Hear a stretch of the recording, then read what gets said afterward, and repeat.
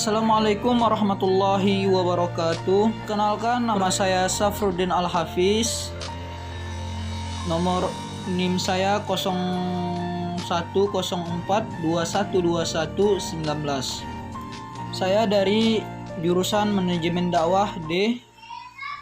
Di sini saya akan menjelaskan tentang komunikasi.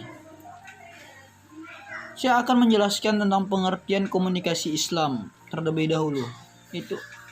Komunikasi Islam adalah suatu proses penyampaian suatu pesan yang didasarkan pada prinsip-prinsip Islam yang meliputi suatu nilai-nilai moral, etika, dan ajaran-ajaran agama. Pesan-pesan yang disampaikan meliputi seluruh ajaran Islam, yaitu dengan menghadiri kedamaian, keramahan, dan keselamatan untuk diri dan lingkungan. Komunikasi Islam ini banyak mencakup berbagai aspek, mulai dari komunikasi antara individu dengan Allah Subhanahu wa taala, antara individu dengan sesama manusia, hingga komunikasi dalam konteks dakwah pengajaran agama Islam. Ini contohnya, yaitu dengan berdoa. Doa merupakan bentuk komunikasi kita antara individu diri kita sendiri kepada Allah Subhanahu wa taala. Doa juga dapat digunakan sebagai sarana untuk kita memperbaiki hubungan kita dengan sesama manusia. Yang kedua itu khutbah atau ceramah agama yang disampaikan seorang pemimpin agama atau seorang dai di hadapan banyak jamaah pada hari Jumat atau hari raya Idul Fitri, atau bahkan ceramah-ceramah yang ada di sekeliling kita. Mungkin pengkajian subuh dapat digunakan untuk memberikan pengajaran dan nasihat terkait dengan ajaran Islam. Ilmu dan pengetahuan termasuk juga dengan komunikasi Islam. Karena Islam sangat mendorong umatnya untuk terus belajar dan meningkatkan pengetahuan dalam berbagai bidang. Pengetahuan dapat digunakan sebagai sarana untuk kita memperbaiki hidup kita dan mengembangkan potensi yang dimiliki. Demikianlah beberapa contoh dari komunikasi Islam. Masuk kita ke yang kedua, itu komunikasi yang efektif. Komunikasi efektif adalah suatu pengiriman dan penerimaan suatu pesan dengan cara yang efisien, praktis, dan efektif, sehingga pesan dapat diterima dan dipahami oleh orang lain dengan baik. Tujuan dari komunikasi efektif adalah untuk memastikan bahwa pesan yang kita sampaikan terhadap penerima dengan jelas dan dipahami oleh penerima tersebut, sehingga dapat mencapai suatu tujuan yang kita inginkan terhadap lawan berbicara kita atau audien kita.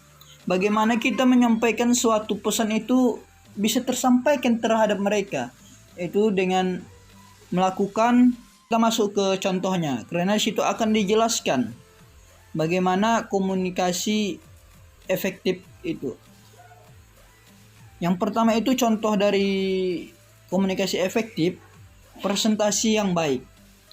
Seorang presenter yang baik harus mampu menyampaikan informasinya dengan jelas dan mudah dipahami oleh audiennya. Kita harus melihat dulu audiennya bagaimana. Kalau misalnya anak-anak, kita membahasnya jangan dewasa. Kita harus berbicara dengan sejarah-sejarah zaman dahulu agar mudah dipahami oleh anak-anak tersebut. Demikian contoh dari komunikasi efektif. Strategi komunikasi adalah rencana atau metode yang dirancang untuk mencapai suatu tujuan komunikasi tertentu. Strategi komunikasi adalah kita merancang atau membuat suatu metode yang dirancang untuk mencapai suatu tujuan komunikasi yang efektif.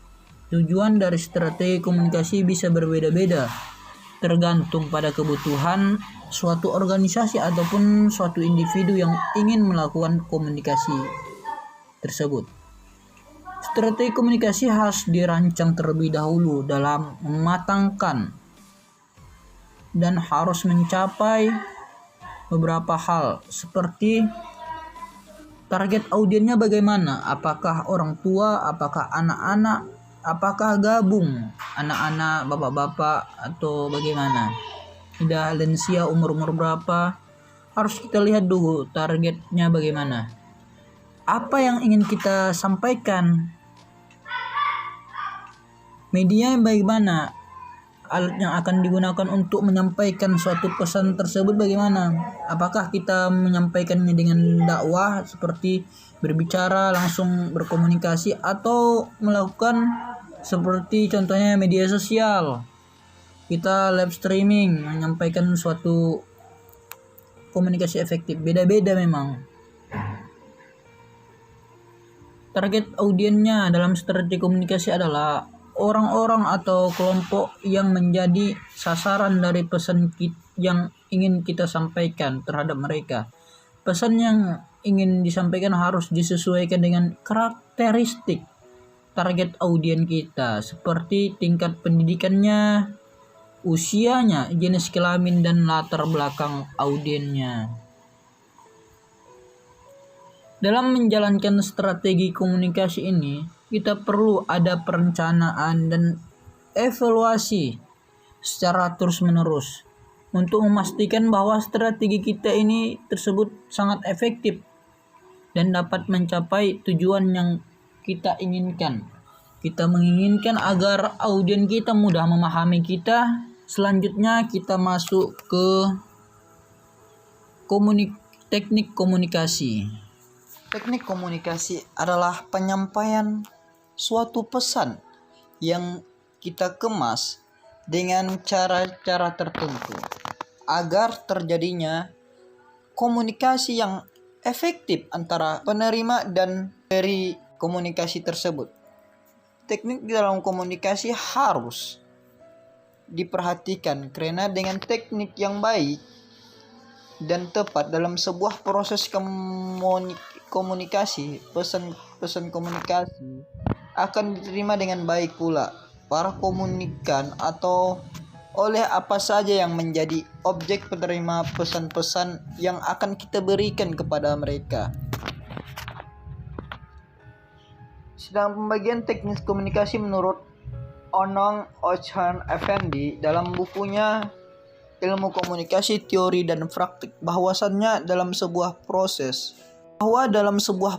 komunikasi terdapat pembagian atau klasifikasi teknik komunikasi.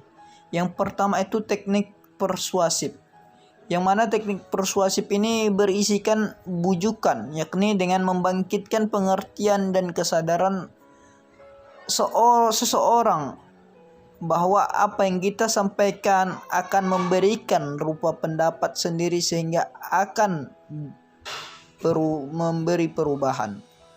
Yang kedua itu teknik informatif, yaitu teknik informatif ini memberikan keterangan-keterangan atau fakta-fakta, kemudian komunikan mengambil kesimpulan dan keputusan sendiri dalam situasi tertentu. Pesan informatif justru lebih berhasil dari persuasi. Teknik instruksi, penyampaian pesan yang bersifat memaksa dengan menggunakan sanksi-sanksi apabila tidak dilaksanakan. Bentuk yang terkenal dalam penyampaian model ini adalah agitasi dengan pendekatan-pendekatan yang menimbulkan tekanan batin dan ketakutan di kalangan publik. Yang keempat itu hubungan manusia. Hubungan manusia adalah hubungan antara orang yang berkomunikasi itu mengandung unsur-unsur yang sangat mendalam.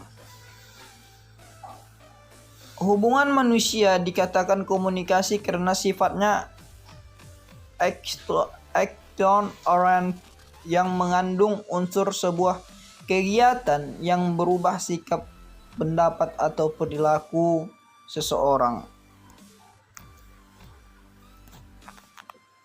Media komunikasi adalah segala bentuk alat atau sarana yang digunakan untuk mengirimkan suatu pesan atau suatu informasi dari satu individu atau organisasi ke individu atau individu ke organisasi. Media komunikasi dapat berupa media elektronik dan non-elektronik seperti email, pesan teks, media sosial, surat, memo, nota dinas, dan lain sebagainya. Dalam manajemen dakwah, media komunikasi sangat penting. Memfasilitasi komunikasi antara pengurus dan jamaah, serta menyebarkan informasi tentang kegiatan dakwah dan pesan-pesan keagamaan beberapa. Seperti media sosial. Media sosial ini seperti Facebook, Instagram, dan Twitter dapat digunakan untuk memperluas jangkauan dakwah dan berinteraksi dengan jamaah. Media sosial dapat digunakan untuk mempublikasikan kegiatan dakwah yang mengirimkan pesan-pesan keagamaan, agar orang-orang di pelosok desa sana bisa mendengarkan kita berceramah. Video conference dapat digunakan untuk berkomunikasi secara langsung dengan jamaahnya secara live dia. Pengurus dakwah dari jarak jauh ini sangat berguna untuk rapat atau pertemuan penting yang tidak dapat dihadiri secara fisik. Demikianlah presentasi dari saya tentang ilmu komunikasi. Saya undur diri. Assalamualaikum warahmatullahi wabarakatuh.